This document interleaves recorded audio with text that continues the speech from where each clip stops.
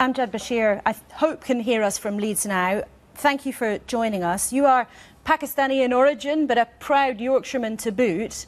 Do you acknowledge, and do you think your community acknowledges, the extent of this problem? I think the community does acknowledge that there is a problem. 1,400 young, vulnerable girls over 16 years have been exploited, largely by Asian men. It's not acceptable. The community has to come forward and accept this and try and make sure this is prevented in the future. I've just come away from a meeting with the religious leaders who have all condemned this. I think there is a problem out there and we have to admit there is a problem and prevent it from ever happening again. And do you think that turning a blind eye and that this sensitivity around ethnicity essentially let people off the hook in Rotherham? I do believe that, and I think the Deputy Leader of Rotherham Council has been implicated in this. He's been a barrier preventing messages from the police getting to the community.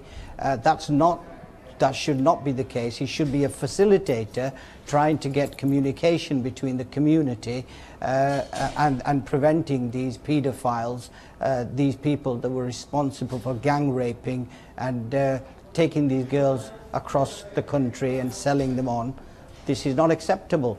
Well, he's of course not here tonight to defend himself, but Sheila Taylor, isn't this precisely part of the problem? I mean, you said this is only one thing, that we should consider lots of other factors, but clearly, as Amjad Bashir suggests, in this situation, professionals were just too nervous. And professionals, maybe with the best of intentions, were just reluctant to look properly at what was going on because of their sensitivities around race.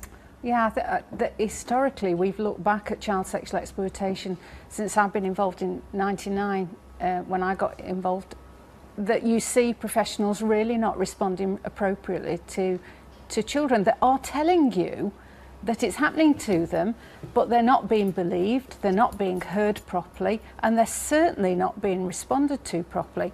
And if you think about those 1,400 children that we've talked about that have been, for want of a better word, serially raped over a number of years, what have we done to help them to repair and recover from that? And they're intact, they're now in society, and if we're not careful, we're going to have a cohort of people who don't know what a healthy sexual relationship is. Amjad Bashir from Leeds, thank you very much indeed for joining us.